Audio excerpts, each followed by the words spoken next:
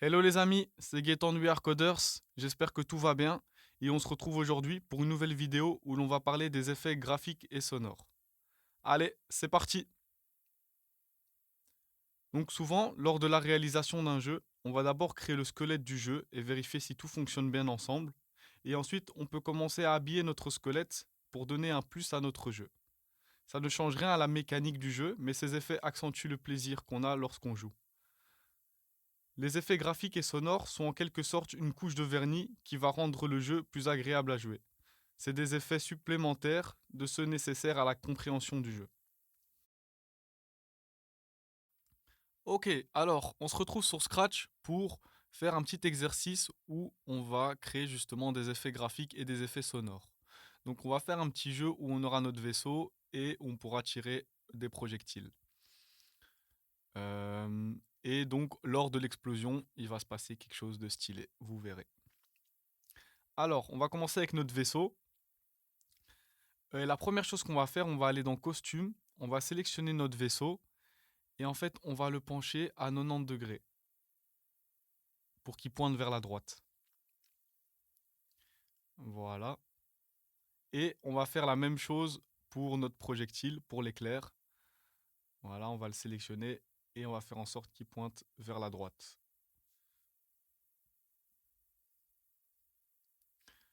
Ok, alors quand on a fait ça, on va retourner dans le code, on va sélectionner notre vaisseau et on va commencer le programme. Donc on va prendre notre drapeau vert.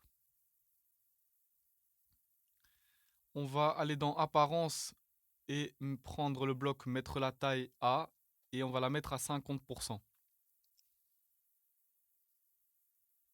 Ok, là c'est pas mal.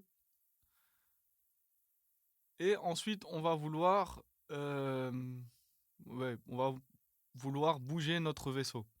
Donc on va utiliser les conditions. On va prendre trois conditions, une pour l'avancer et les deux autres pour le tourner de gauche et à droite. Donc on va aller dans capteur, on va prendre le bloc, si la touche espace est pressée, on va le dupliquer, on va le mettre dans les trois conditions. Pour le premier, on va sélectionner la flèche de haut. Pour le deuxième, on va sélectionner la flèche de droite. Et le troisième, la flèche de gauche. Ensuite, pour pouvoir déplacer notre vaisseau, on va aller dans mouvement. Dans la première condition, on va mettre avancer de 10 pas. Dans la seconde condition, on va mettre tourner de 15 degrés à droite. Et dans la dernière condition, tourner de 15 degrés à gauche. Et on va changer les valeurs pour pas que ce soit trop exagéré. Donc on va mettre 5 partout. Ok, nickel. Là, si on essaye, on a bien notre verso qui peut se déplacer. Parfait. Euh, Maintenant, il y a une dernière chose qu'on va faire au niveau du vaisseau, c'est créer une variable. Donc, on va créer une variable euh, qu'on va appeler direction.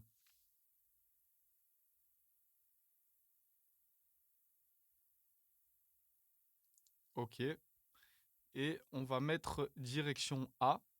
Et en fait, on va mettre direction à direction. Ça peut paraître bizarre, mais vous allez voir, ça va être très utile pour notre projectile après. Donc, la direction de notre vaisseau va être stockée dans la variable direction. Et vous voyez, j'ai ma variable en haut qui change par rapport à l'orientation de mon vaisseau. Ok. Donc ça va être utile pour le projectile juste après, vous allez voir. Donc, on en a fini avec le vaisseau. On peut sélectionner notre éclair. On va aller dessus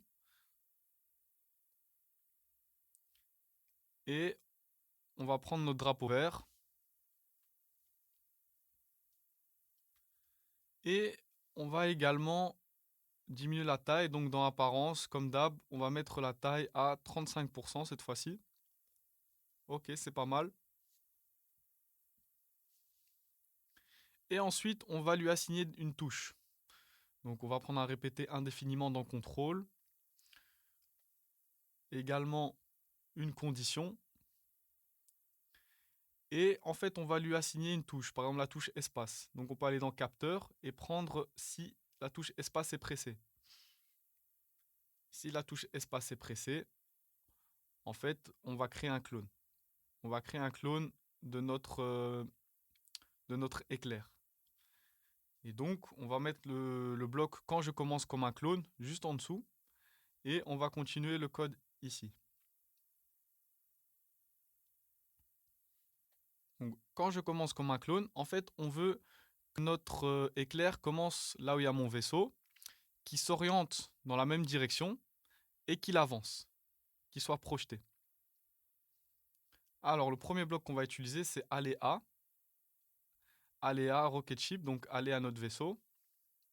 S'orienter, et c'est là que va venir notre variable direction. Donc on va aller dans variable, on va prendre direction et on va le mettre à la place du 90. Donc s'orienter à direction. Comme ça, il va s'orienter dans la même direction que notre vaisseau. Et ensuite, on va utiliser le bloc avancé de 10 pas. Et on va le répéter jusqu'à ce qu'il touche le bord.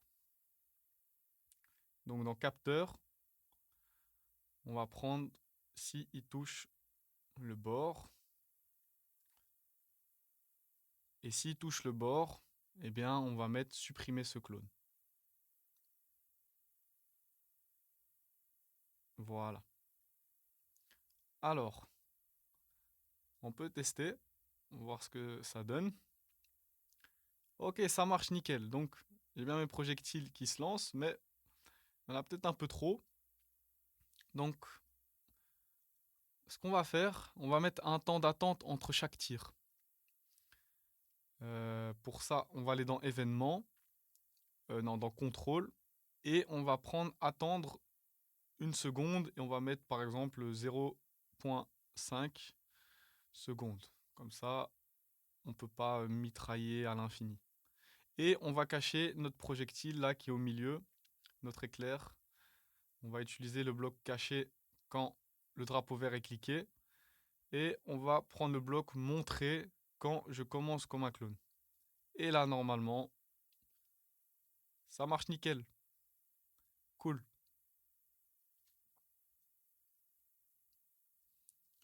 Ok. Alors, la prochaine étape, ça va être de prendre une cible sur laquelle tirer. Donc, on va aller chercher un nouveau sprite. Et on va par exemple prendre la balle de basket. Voilà. Nickel. Donc, ça va être notre cible. C'est sur ça qu'on va tirer. Alors, qu'est-ce qu'on va mettre dans la balle de basket? On va prendre d'abord le drapeau vert. Et ensuite, on va aller dans mouvement et on va lui dire aller à position aléatoire. Comme ça, à chaque fois qu'on va lancer notre jeu, la balle sera à une position aléatoire. Et on pourra tirer dessus. Là, il ne se passe rien, mais on va coder quelque chose.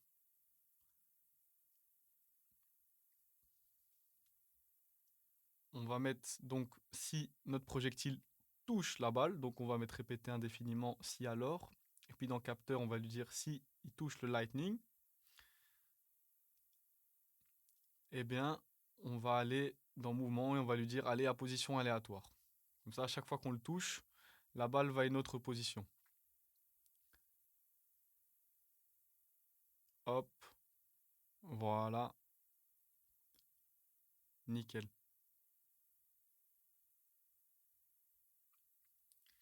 Bon, maintenant, en théorie, le jeu est terminé. Mais on est là pour ajouter des effets graphiques un peu stylés, des effets sonores, donc c'est ce qu'on va faire. Euh, Comment on va faire ça? Vous voyez, je peux sélectionner la balle et je peux aller dans costume. Et je peux lui rajouter un costume si je veux. Donc comment je vais faire ça? Je vais prendre le bouton en bas à gauche, vous voyez, je vais le sélectionner et je vais prendre peindre. Et en fait, on va essayer de peindre une explosion. Voilà, comme ça, à chaque fois qu'on va toucher la balle, on va mettre cette explosion. Alors c'est parti. Voilà, on fait une petite explosion. Hop. On va utiliser plusieurs couleurs.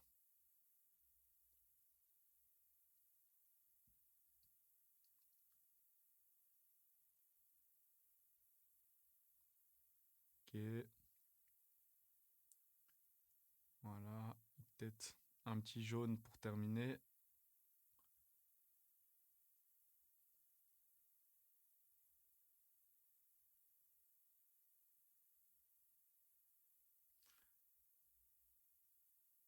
Là, on remplit ça. On va également remplir le orange. Donc, on prend la pipette, on sélectionne le orange et on va le remplir avec le seau.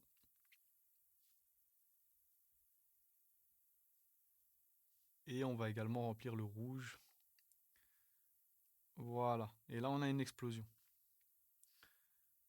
Donc, hop, dès que la balle sera touchée, en fait, on va basculer sur le costume. Vous allez voir, je vais vous montrer. Ok, l'explosion est pas mal. Ouais, c'est cool. On va retourner dans le code. Et donc, maintenant, si je vais dans Apparence et que je prends le bloc basculer sur le costume, vous voyez qu'il y a costume, il y a basketball et costume 1. Le costume 1, c'est l'explosion et la basketball, bah, c'est la balle de basket. Donc au départ, on va aller sur la balle de basket quand le jeu commence. Et dès que je touche la balle, eh ben, on va changer le costume et on va aller sur costume 1 qui est l'explosion.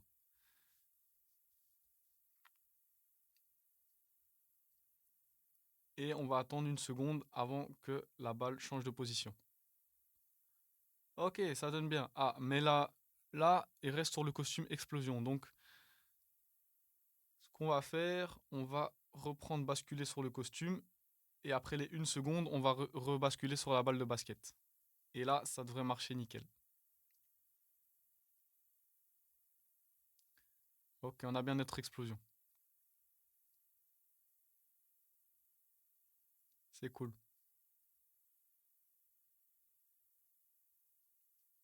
Maintenant, ce qu'on peut faire aussi, c'est rajouter un son. Donc, vous voyez à côté de costume, vous avez les sons. Donc, si vous voulez essayer de trouver un son qui peut correspondre à une explosion, vous pouvez donc cliquer en bas à gauche. Et là, vous avez plein de sons. Donc, je vous les laisse écouter si vous voulez. Il y a peut-être un son qui peut correspondre à l'explosion. Mais s'il n'y a pas de son qui correspond à ce que vous voulez, vous pouvez en créer un. Donc là, vous voyez, on peut enregistrer quelque chose. Et puis sélectionner l'élément qu'on souhaite garder. On va l'appeler boom par exemple. Bon, vous entendez malheureusement pas le son du jeu, mais j'ai enregistré une sorte d'explosion. Et il faut aussi savoir que vous pouvez prendre des sons de votre ordinateur, donc que vous avez téléchargé d'internet, etc. Ça aussi. Et donc là, vous avez donc l'explosion graphique et sonore. Et ça donne une autre dimension à votre jeu. C'est beaucoup plus chouette. On a plus envie de mitrailler cette balle, quoi. Donc, donc voilà, c'était un peu ça. Essayez de rajouter un maximum d'effets graphiques et sonores à votre jeu. Ça va vraiment rendre quelque chose de plus chouette à jouer. Donc, je vous conseille de faire ça. Voilà, c'est déjà la fin de la vidéo. J'espère que vous avez appris de nouvelles choses. Prenez soin de vous et à la prochaine.